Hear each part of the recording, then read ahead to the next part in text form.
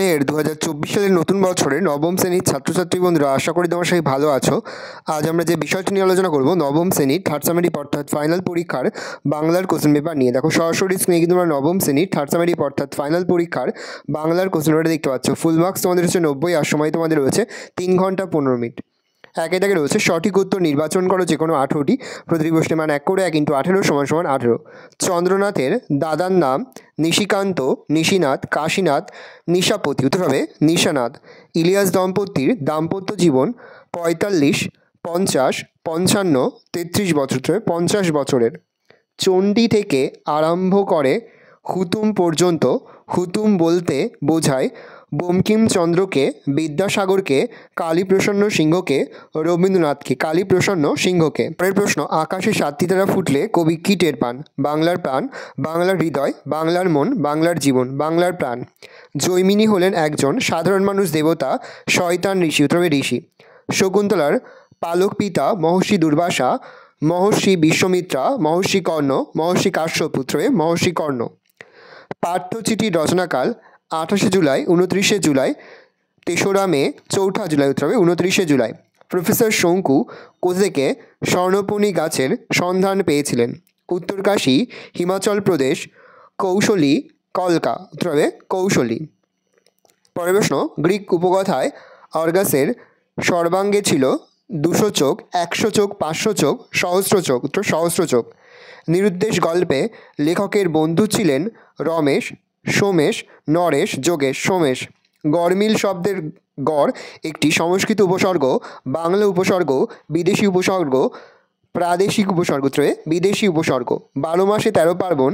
12 পদটি হলো সংখ্যাবাচক বিশেষণ, পূরণবাচক বিশেষণ, বিশেষণের বিশেষণ, সর্বনামের বিশেষণ, পূরণবাচক বিশেষণ। অন্ধকার কদলময় পিচ্ছল পথ দিয়ে আসার সময় রাধারানীর ঘাড়ের ওপর যিনি পড়েছিলেন তার নাম রূপকিনী প্রসাদ রায়, রূপকিনীনাথ রায়, রূপকিনী মোহন রায়, রূপকিনী কুমার রায়, রূপকিনী কুমার রায়।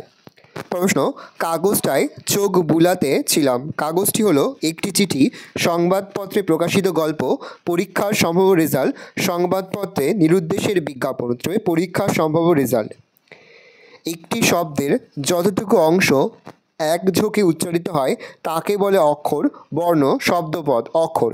পিতা ও মাতা শব্দটি কোন ধরনের শব্দ? তদ্ভব শব্দ, তৎসম শব্দ, অর্থতৎসম শব্দ, ভগ্নতৎসম শব্দ, তৎসম শব্দ। ক্রিয়া সম্পন্ন হলেও ফল বর্তমান থাকে, সেই ক্রিয়ায় কাল হলো ঘটমান বর্তমান, পুরাঘটিত বর্তমান, নিত্য বর্তমান, নিত্যবৃত্ত অতীত, পুরাঘটিত বর্তমান। মা শিশুকে চাঁদ দেখায়, নিম্নের ক্রিয়াটি কোন ধরনের? প্রযোজক। নাম ধাতুজ, যৌগিক, যুক্ত, প্রযোজক। একটি পার্শ্বিক ধ্বনির উদাহরণ হলো প, অ, ল, ন। ল, লহসন্ত। প্রশ্ন, বাংলায় মৌলিক স্বরধ্বনির সংখ্যা 6টি, 8টি, 7টি না 5টি? উত্তর হবে 7টি। পরের প্রশ্ন, 2 দাগে রয়েছে কম বেশি 15 শব্দে নিচের প্রশ্নগুলির উত্তর দাও যে কোনো 18টি। প্রতি প্রশ্নের মান 1 করে 1 × 18 = 18। বেশ কয়েকটি প্রশ্ন দেওয়া হলে তার মধ্যে থেকে 18টি প্রশ্নে তোমাদের উত্তর করতে হবে। প্রথম, কলিঙ্গ দেশে কতদিন টানা বৃষ্টিপাত হয়েছিল? কলিঙ্গ দেশে টানা 7 দিন প্রবল বৃষ্টিপাত হয়েছিল। আমি একজন জেলে। জেলেটির বাসস্থান কী ছিল? জেলেটি তার বাসস্থান চক্রাবতারে বলে জানিয়েছিল। কারা ইলিয়াসের সবচেয়ে ভালো ঘোড়াগুলি চুরি করেছিল? কিরবিজরা ইলিয়াসের সবচেয়ে ভালো ঘোড়াগুলি চুরি করেছিল। দোরগোড়ায় কী লেখা ছিল বলে মাস্টারমশাই বলেছেন? প্লেটোর দোরগোড়ায় লেখা ছিল যে ব্যক্তি অঙ্ক জানে না সেই ব্যক্তির তার বাড়িতে প্রবেশ নিষেধ। ভারতীয় আর্যরা কোন ভাষার সৌন্দর্যে বেশি অভিভূত হয়েছিলেন? ভারতীয় আর্যরা ফরাসি ভাষার সৌন্দর্যে বেশি অভিভূত হয়েছিল। হিমালয় রেল রোড কোথা থেকে আরম্ভ হয়েছে? হিমালয় রেল রোড শিলিগুড়ি থেকে আরম্ভ হয়েছে। নোঙর কবিতায় নোঙর ও নৌকা কিসের প্রতীক? নোঙর কবিতায় নোঙর বন্ধন বা স্থিতির প্রতীক এবং নৌকা গতির প্রতীক। খেয়া কবিতায় নদীর 2 তীরে কী আছে? খেয়া কবিতায় নদীর 2 তীরে পরস্পরের পরিচিত 2টি গ্রাম আছে। তাকে মৃত মণিয়ার মতো মনে হয়েছে। গঙ্গাসাগরের ঢেউয়ে ডুবে যাওয়া কামরাঙা রঙের লাল মেঘকে মৃত মণিয়ার মতো মনে হয়েছে। কবি লাউ মাচার পাশে কেন দাঁড়াতে বলেছেন? কবি লাউ মাচার পাশে গিয়ে দাঁড়াতে বলেছেন কারণ পল্লী বাংলার প্রকৃতিলালিত সহজ সরল জীবনকে সেখানে খুঁজে পাওয়া যায়। মিস্টার স্টাডির লেখা চিঠিটি কেমন ছিল? মিস্টার স্টাডির লেখা চিঠি ছিল বড় শুষ্ক, প্রাণহীন এবং হতাশাপূর্ণ। দিনটা ভারী বৃষ্টি। দিনটা বৃষ্টি কেন? শীতের দিন হলেও বাদলার কারণে আকাশ মেঘাচ্ছন্ন এবং পৃথিবী স্নান হয়ে উঠেছে, তাই দিনটা এত বৃষ্টি। রাধারানীর মা কখন অসুস্থ হয়ে পড়েছিল? রথের আগে রাধারানীর মা অসুস্থ হয়ে পড়েছিল। চন্দ্রনাথের কপালে ত্রিশূল চিহ্ন কখন দেখা যায়? চন্দ্রনাথ সামান্য উত্তেজিত হলেই রক্তের চাপ বেড়ে গিয়ে প্রবল হয়ে তার কপালের শিরা ফুলে উঠে ত্রিশূল চিহ্ন দেখা যায়। স্বর্ণপণি প্রথমে কিভাবে ব্যবহৃত হতো? প্রথমে স্বর্ণপণির শুকনো পাতা গুঁড়ো করে দুধের সাথে মিশিয়ে খাওয়া হতো। পরে হচ্ছে প্লুতস্বর কাকে বলে? কোনো স্বর যখন উচ্চারণের জন্য অতিরিক্ত মাত্রায় দীর্ঘায়িত হয় তখন তাকে প্লুতস্বর বলে। যেমন হরি এ। বিশেষণ বলতে কী বোঝো? বাক্যে বিশেষ্য, সর্বনাম, অব্যয় ইত্যাদি নামপদ এবং ক্রিয়াপদের গুণ, অবস্থা, ধর্ম ইত্যাদি প্রকাশ করতে যে পদ ব্যবহৃত হয় তাই হলো বিশেষণ। যেমন লাল ফুল। তদ্ভব শব্দ কাকে বলে? উদাহরণ দাও। যেসব সংস্কৃত শব্দ নির্দিষ্ট নিয়মে ধারাবাহিক ধ্বনি পরিবর্তনের মধ্যে দিয়ে প্রাকৃত ভাষার স্তর অতিক্রম করে বাংলায় গৃহীত হয়েছে সেই সব শব্দকে তদ্ভব শব্দ বলে। উদাহরণ চন্দ্র থেকে চান্দ থেকে চাঁদ। উদাহরণ চন্দ্র থেকে চান্দ থেকে চাঁদ। অপিনিহিতি কী? উদাহরণ চন্দ্র থেকে চান্দ থেকে চাঁদ। অপিনিহিতি কী? শব্দের মধ্যস্থিত ইকার কিংবা উকার স্বস্থান থেকে অথবা স্বস্থান পরিবর্তন করে যদি অব্যাহতির পূর্ববর্তী ব্যঞ্জনের আগে এসে উচ্চারিত হয় তাহলে তাকে ধ্বনি পরিবর্তনের ভাষায় বলে অপিনিহিতি। কৃৎপ্রত্যয় ও তদ্ধিতপ্রত্যয়ের পার্থক্য লেখো। কৃৎপ্রত্যয়ে ক্রিয়া, প্রকৃতি বা ধাতু শেষে যে প্রত্যয় যুক্ত হয়, অপরদিকে তদ্ধিত প্রত্যয়ে শব্দ বা নাম প্রকৃতি শেষে প্রত্যয় যুক্ত হয়। নিপাতে সিদ্ধ স্বরধ্বনি কাকে বলে? উদাহরণ দাও। যে সমস্ত স্বরধ্বনি সংস্কৃত স্বরধ্বনির কোনো সূত্রের আওতায় পড়ে না কিংবা যে সমস্ত শব্দ সংস্কৃত স্বরধ্বনির নিয়ম না মেনেও ব্যাকরণগতভাবে সন্ধিবদ্ধ হয় এবং বিশেষ রূপ লাভ করে নিয়ম বহির্ভূত সেই সব সন্ধিকেই নিপাতে সিদ্ধ স্বরসন্ধি বলা হয়। গোযুক্ত অক্ষ, গবাক্ষ। এটাকে রয়েছে কম বেশি 60টি শব্দে নিচে যে কোনো একটি প্রশ্নের মান 3। পাশে পাশে সকলে তাকে ঈশা করে। তাকে বলতে কার কথা বলা হয়েছে? সেই ব্যক্তিকে ঈশার কারণ কি? 1+2। উদ্দিষ্ট ব্যক্তি। লিও তলস্তয় রচিত ইলিয়াস গল্প থেকে উদ্ধৃতাংশে তাকে বলতে কাহিনীর প্রধান চরিত্র বাকির জনগোষ্ঠীভুক্ত ইলিয়াসকে বোঝানো হয়েছে। ঈশার কারণ: 35 বছরের অক্লান্ত পরিশ্রমে ইলিয়াস বিপুল সম্পত্তির মালিক হয়ে ওঠে। 200 ঘোড়া, 150 গরুমোষ, 1200 ভেড়া ও ভাড়াটে মজুরদের মনিব হয়ে ওঠে ইলিয়াস। তার এই সমৃদ্ধি এবং প্রচুর ধনসম্পত্তি দেখেই প্রতিবেশীরা হিংসা করতে শুরু করে। আমার ছাত্র আমাকে অমর করে দিয়েছে। বক্তার ছাত্র কাকে কিভাবে অমর করেছে? নারায়ণ গঙ্গোপাধ্যায়ের দাম ছোট গল্পে ছাত্র তার ছোটবেলার অঙ্কের মাস্টারমশাইকে অমর করে দিয়েছে। অমরত্ব দান: অঙ্কে অসাধারণ দক্ষ মাস্টারমশাই ভাবতেই পারতেন না যে তার ছাত্ররা অঙ্ক পারবেন না। মেরে বকে ছাত্রদের তিনি অঙ্ক শেখাতে চাইতেন, ফলে ছাত্রদের কাছে তিনি ছিলেন বিভীষিকা। তার এক ছাত্র সুকুমার পরবর্তীকালে মাস্টারমশাইকে নিয়ে তার বিভীষিকাময় অভিজ্ঞতা একটি পত্রিকায় লিখেছিলেন। সেটি পড়েই মাস্টারমশাইয়ের মনে হয়েছিল ছাপার অক্ষরে তার কথা লিখে তাকে অমর করে দিয়েছে। চারে দাগে রয়েছে কম বেশি 60টি শব্দের নিচে যে কোনো একটি প্রশ্নের মান 3। বিপাকে ভবন ছাড়ি প্রজা দিল রর। রর শব্দের অর্থ কী? কোথাকার প্রজারা কী কারণে বিপাকে পড়েছিল? রর শব্দের অর্থ: কলিঙ্গ গোষ্ঠীর ঝড় বৃষ্টি কাব্যাংশ থেকে নেওয়া উদ্ধৃতাংশে উল্লেখিত রর শব্দের অর্থ পালিয়ে যাওয়া। বিপাকে পড়ার কারণ: দেবী চণ্ডী ইচ্ছানুযায়ী কলিঙ্গ দেশে প্রবল ঝড় বৃষ্টি বিপর্যয় ডেকে আনে। আকাশ ঘন মেঘে ঢেকে যায়। ঘন অন্ধকারে প্রজাদের নিজেদের চেহারা পর্যন্ত দেখার উপায় থাকে না। প্রবল বৃষ্টির সঙ্গে মেঘের গম্ভীর গর্জন ঝড়ের তাণ্ডবে সেখানকার প্রজারা বিপদের আশঙ্কায় ঘরবাড়ি ছেড়ে পালিয়ে যায়। পৃথিবীতে কত দ্বন্দ্ব, কত সর্বনাশ, কথা বলতে কবি কী বোঝাতে চেয়েছেন? খেয়া কবিতায় উদ্ধৃত পংক্তিতে কবি রবীন্দ্রনাথ নাগরিক জীবন ও গ্রামীণ জীবনের একটি তুলনামূলক ছবি পাঠকের সামনে তুলে ধরেছেন। নাগরিক জীবন ক্ষমতার দখলের লড়াইয়ে উত্তাল। রাষ্ট্রনায়কেরা সেখানে আত্মপ্রতিষ্ঠার লড়াইয়ে ব্যস্ত। ঘটে চলে সাম্রাজ্যের উত্থান হাইপেন পতনের কাহিনী। ইতিহাসের অধ্যায় পাল্টে যায় রক্ততার পথ ধরে। মানুষ পারস্পরিক হানাহানি ও দ্বন্দ্বে লিপ্ত হয়। এই হিংসা ও লড়াই পৃথিবীর বুকে ডেকে আনে চরম সর্বনাশ। পাঁচে দেখা রয়েছে কম বেশি 60টি শব্দের নিচে যে কোনো একটি প্রশ্নের মান 3। ইহার সৌন্দর্য বর্ণাতীত। কিসের কথা বলা হয়েছে? প্রথম তাকে সামনাসামনি দেখার দৃশ্যটি উল্লেখ করো। হিমালয় দর্শন রচনায় রেলপথে যাওয়ার সময়ে লেখিকা বেগম রোকেয়া যে জলপ্রপাতগুলি দেখেছিলেন আলোচ্য উদ্ধৃতাংশে সেগুলির কথা বলা হয়েছে। সামনাসামনি দেখা দৃশ্য। লেখিকার মনের মধ্যে পাহাড়ের পাষাণ হৃদয় ভেদ করে ঝর্ণার ছুটে চলা বিস্ময় জাগায়। যখন একটা বড় ঝর্ণার কাছে ট্রেন থামে তখন লেখিকার মনে হয় যেন তাদের প্রাণ ভরে জলপ্রবাহ দেখার সুযোগ করে দিতেই ট্রেন থেমেছে। পরে অবশ্য জানতে পারেন জল পরিবর্তনের জন্য ট্রেনের এই থামা, তবে তাদের ঝর্ণা দেখার আকাঙ্ক্ষা সেই কারণেই পূর্ণ হয়েছিল। বাঙালির হিয়া অমিয়া মথিয়া নিমায় ধরেছে কায়া পংক্তিটির তাৎপর্য বিশ্লেষণ করো। সত্যেন্দ্রনাথ দত্তের লেখা আমরা কবিতা থেকে উদ্ধৃত পংক্তিটি নেওয়া হয়েছে। পংক্তিটির আক্ষরিক অর্থ হল বাঙালি হৃদয়ের অমৃত মন্থন করে মহাপ্রভু শ্রীচৈতন্যদেব দেহধারণ করেছে। অমিয় শব্দের অর্থ অমৃত বা সুধা, অর্থাৎ যা পান করলে অমর হওয়া যায়, কিন্তু এক্ষেত্রে অমিয় বলতে বাঙালি হৃদয়ের যাবতীয় সদ্গুণ যেমন দয়া, প্রেম, ভালোবাসা, ভক্তি, শ্রদ্ধাকে বোঝানো হয়েছে। বাঙালি হৃদয়ের এই যাবতীয় গুণই মহাপ্রভু শ্রীচৈতন্যের মধ্যে প্রকাশিত হয়েছে। 6 দাগে রয়েছে কম বেশি 60টি শব্দের নিচে যে কোনো একটি প্রশ্ন তোলা প্রশ্নের মান 3। শকুন্তলা অপমানিত হলেন রাজসভায়। শকুন্তলার এই অপমানের কারণ কী ছিল? শকুন্তলা ছিলেন মহর্ষি কর্ণের পালিতা কন্যা।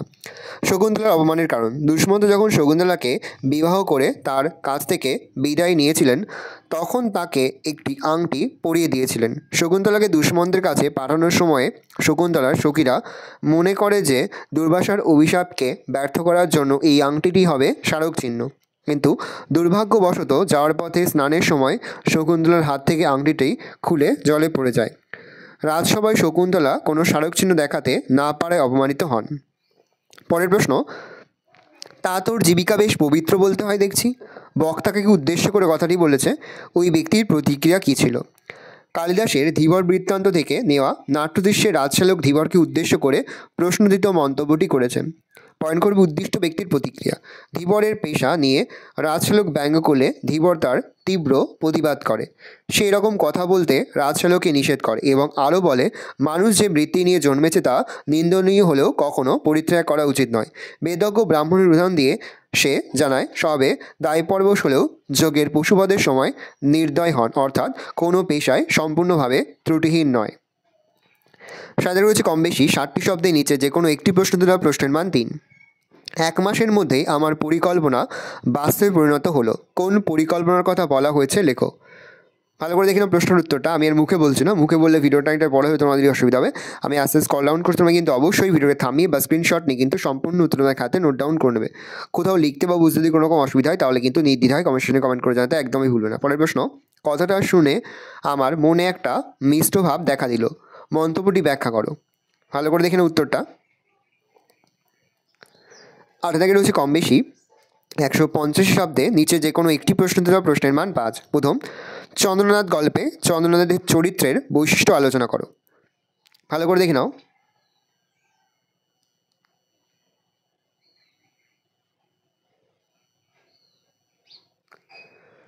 পরের প্রশ্ন: আগত রাধারানী কাঁদিতে কাঁদিতে ফিরল। রাধারানী কোথা থেকে ফিরল, সে কাঁদছিল কেন? 1+4। পয়েন্ট করবে রাধারানীর কাঁদার কারণ। প্রথম পয়েন্ট করবে পদ্ম সংগ্রহের প্রচেষ্টা। পরের পয়েন্ট করবে ব্যর্থতা ও পুনঃপ্রচেষ্টা। পরের পয়েন্ট করবে হতাশজনক পরিণতি। 9 দাগে রয়েছে কম বেশি 150 শব্দে নিচে যে কোনো একটি প্রশ্ন তোলা প্রশ্নের মান 5। খেয়া কবিতায় রবীন্দ্রনাথ ঠাকুর নগর ও গ্রাম জীবনের যে তুলনামূলক ছবিটি তুলে ধরেছেন তা নিজের ভাষায় বর্ণনা করো। পয়েন্ট করে কথামুখ। তারপরের পয়েন্ট করবে আত্মীয়তার বন্ধন। তারপরের পয়েন্ট করবে হৃদয়ের যোগাযোগ। তারপরের পয়েন্ট করবে সহজ সরল পল্লী জীবন। ভালো করে দেখে নাও। কোনো প্রশ্নের উত্তর লিখতে বা বুঝতে যদি কোনো রকম অসুবিধা হয় তাহলে কিন্তু নির্দ্বিধায় কমেন্ট সেকশনে কমেন্ট করে জানাতে একদমই ভুলবে না। পরের প্রশ্ন: আকাশে 7টি তারা কবিতায় জীবনানন্দের প্রকৃতি চেতনার সংক্ষিপ্ত পরিচয় দাও। পয়েন্ট করবে কবির প্রকৃতি চেতনা। পরের পয়েন্ট করবে দিগন্ত রেখায় বিলীন। পরের পয়েন্ট করবে এলোকেশী কন্যা। পরের পয়েন্ট করবে সন্ধ্যার রূপ। ভালো করে দেখে নাও। 10 দাগে তোমাদের রয়েছে কম বেশি 150 শব্দে নিচে যে কোনো একটি প্রশ্নের উত্তর দাও প্রশ্নের মান 5। কার্সিয়াং যাত্রাপথে হিমালয়ের যে সৌন্দর্য দেখে লেখিকা মুগ্ধ হয়েছিলেন তার স্বরূপ বিশ্লেষণ করো। অথবা আসতে পারে হিমালয় দর্শন রচনাটি অবলম্বন করে লেখিকার শিলিগুড়ি থেকে কার্সিয়াং যাত্রাপথের বর্ণনা দাও। কার্সিয়াংয়ের উচ্চতা, যাত্রাপথের সৌন্দর্য, সবুজ অরণ্য, কুয়াশার আস্তরণ। প্রাকৃতিক শোভা, ঘন কেশ রাশি, জলপ্রপাতের সৌন্দর্য। তোমরা কিন্তু অবশ্যই ভিডিওটা থামিয়ে বা স্ক্রিনশট নিয়ে কিন্তু এখান থেকে উত্তরগুলো পড়ে নেবে বা তোমাদের খাতে নোট ডাউন করে নেবে। পরের প্রশ্ন, অধিকাংশ নিরুদ্দেশের বিজ্ঞাপনের ইতিহাসও এই। বিজ্ঞাপনের কোন ইতিহাসের কথা এখানে বলা হয়েছে নিজের ভাষায় লেখো। খুবই গুরুত্বপূর্ণ একটা প্রশ্ন, ভালো করে দেখে নাও।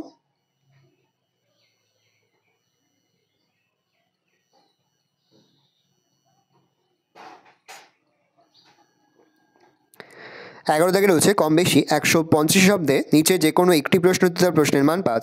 ধীবর বৃত্তান্ত নাট্যদৃশ্যে ধীবরের চরিত্রকে যেভাবে পাওয়া যায় তা নিজের ভাষায় লেখো। পয়েন্ট করবে কথামুখ। পরের পয়েন্ট করবে পেশার প্রতি মর্যাদাবোধ। পরের পয়েন্ট করবে সততা। ভালো করে দেখে নাও। পরের প্রশ্ন, ধীবর বৃত্তান্ত নাট্যাংশে রক্ষীগণ ও রাজশালকের ভূমিকা আলোচনা করো। প্রথম পয়েন্ট করবে রক্ষীদের ভূমিকা। তারপরের পয়েন্ট করবে রাজশালকের ভূমিকা। ভালো করে দেখে নাও। 12 দাগে রয়েছে কম বেশি 150 শব্দে নিচে যে কোনো একটি প্রশ্ন উত্তর প্রশ্নের মান 5। স্বর্ণপল্লী গল্পে প্রফেসর শঙ্কু তার আবিষ্কারের কী তালিকা দিয়েছিলেন। দেখে নাও উত্তরটা।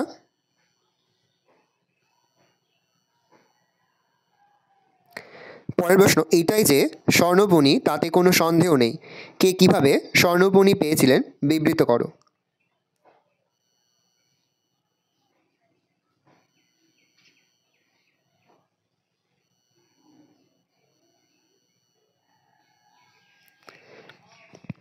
তেরো দাগে রয়েছে কম বেশি 300 শব্দের নিচে যে কোনো একটি বিষয় অবলম্বনে প্রবন্ধ রচনা করো। প্রশ্নের মান 10।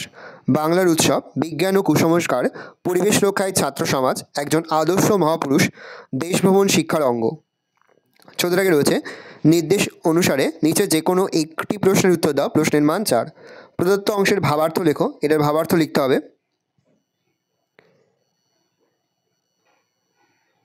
পরে প্রদত্ত রচনার 1/3 শব্দের মধ্যে সারাংশ লেখো। এই অংশটা তোমাদের সারাংশ লিখতে হবে। পড়ে ভালো করে পড়ে বুঝে তারপর এটার জিস্ট অর্থাৎ সারাংশটা লিখতে হবে। ভালো করে দেখে নাও। তারপর রয়েছে 14-3 কম বেশি 150 শব্দে নিচের সংকেত সূত্র অবলম্বন করে একটি গল্প রচনা করো।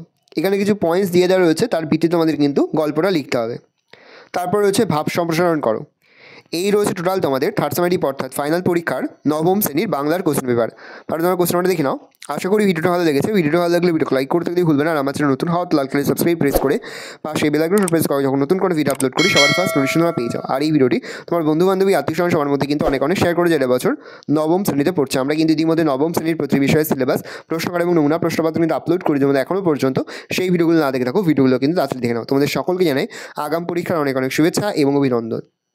একেবারে ভিডিও শেষে স্ক্রিনে তোমরা একটা প্লেলিস্ট দেখতে পারবে, তার উপরে ক্লিক করলেই সমস্ত ভিডিওগুলো কিন্তু তোমরা পর দেখে নিতে পারবে। কোনো প্রশ্নের উত্তর লিখতে বা বুঝতে যদি কোনো রকম অসুবিধা হয় তাহলে কিন্তু নির্দ্বিধায় কমেন্ট সেকশনে কমেন্ট করে জানাতে একদমই ভুলবে না। আজ আমরা যে প্রশ্ন উত্তরগুলি নিয়ে আলোচনা করলাম, প্রতিটি প্রশ্ন উত্তরই কিন্তু বছরের ফাইনাল পরীক্ষার জন্য খুবই গুরুত্বপূর্ণ। সেহেতু প্রতিটি প্রশ্ন উত্তর কিন্তু খুব ভালো করে তোমরা মুখস্থ করে ফেলবে।